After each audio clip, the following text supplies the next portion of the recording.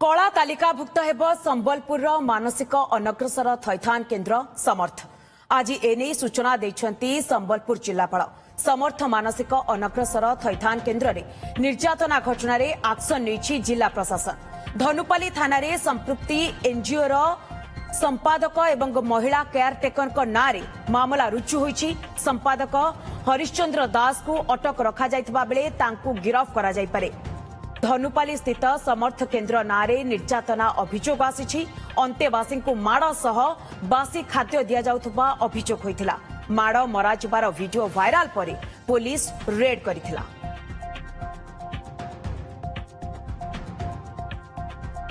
तेरे संपर्क में अधिक सूचना देवाई आम सहित रमाकांत महानंद आमर संबलपुर प्रतिनिधि जोड़ी होती सीधासख। रमाकांत आपण निकट को आसापी चाहिए। रमाकांत एठारे अंतेवासी मानकु केबेठारु निर्यातना दिया जाउथला। वीडियो वायरल पर जिलापाल जेतेबेले एक्शन मोड को भी आसीचंती जेहेतु वर्तमान तांको अटक रखा जाइछि तांको गिरफ्त करा जाई पारे कि रमाकांत?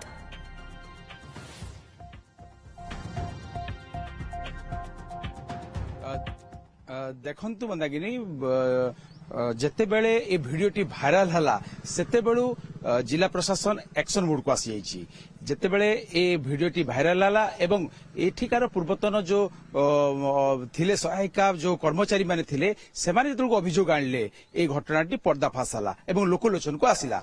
वर्तमान ए अनुष्ठान रे जो ये अनुष्ठान रो जो संपादक अछंती हरिश्चंद्र दास तांकु तो धनुपाली थाना पुलिस नै कि अटक रखिछि। आज गिरफ्त करा जाइछि। वर्तमान गिरफ्त करा जाइछि। कोर्ट भी चालान करा जिवो एवं तांकर जो सहायिका मुख्य अभियुक्त जहां नारे जो सहायिका स्वागतिका प्रधान अछंती तांकु मध्य पुलिस तार हेफाजत को नेब एवं ताकु मध्य गिरफ्त करा जिवो।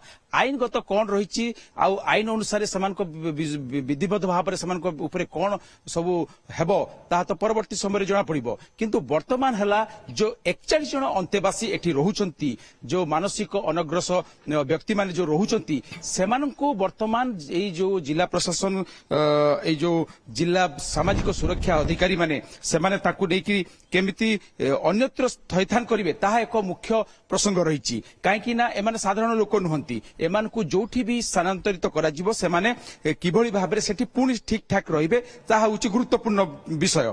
वर्तमान किंतु गत काली राती एई 41 जन अंतेवासी एई समर्थ अनुष्ठान रे रहिसंती एवं जो जहांको नारे अभियोग आसितिला जो सहायिका स्वागतिका प्रधान से मध्य सेठार रहिसंती एवं पुलिस एठारे जगी रहिछि। राति तमाम जगी रहिछि एवं सेमानकु जिला प्रशासन पक्षरु खाद्य रो व्यवस्था भी करा जाइछि। किंतु आजि सेमानकु किभଳି भाबरे कोन निष्पत्ति नेबो जिला प्रशासन ताही बड़ कथा। एठारे किछि सामाजिक सभ्य माने अछंती अंचल रो शहरवासी अछंती ताकर प्रतिक्रिया भी देबी। आज्ञा ना हिछि समर्थ किंतु ए अनुष्ठान रे एभଳି अत्याचार जेतेबेले वीडियो वायरल होउची अभियोग आसुची आपण केमती देखुछंती?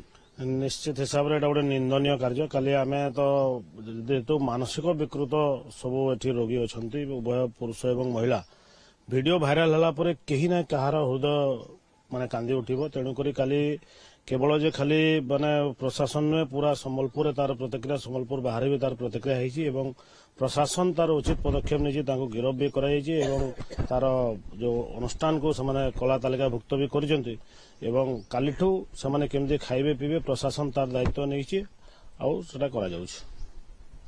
वर्तमान विशेष भाव में जो अनुष्ठान रे जो एभଳି भाव होउची घटना याकु नहीं जिला प्रशासन काली तो जिलापाल संपूर्ण भाव में निर्देश दे दिछंती जे उभय को गिरफ्त करा जाऊ एवं ए अनुष्ठान संपर्क रे तदंत करा जाई संपूर्ण भाव में कला तालिकाभुक्त करा जिवो एवं आगामी दिन रे ए अंतेवासी मानु निहाती भाव में रमाकांत जेमति आपण आलोचना करचंती आगामी दिन रे जे 41 जन अंतेवासी सेठारे रहुचंती सेमानकु किभଳି भाबरे थैथान करा जिवो एवं एपटे जेतेबेले संपृक्त संपादकों को गिरफ्त करा जाइछि तांको मध्ये खूब शीघ्र कोर्ट चालान करा जिवो। नजर रखितांतु। बहुत बहुत धन्यवाद रमाकांत आपनकर तमाम सूचना पाए।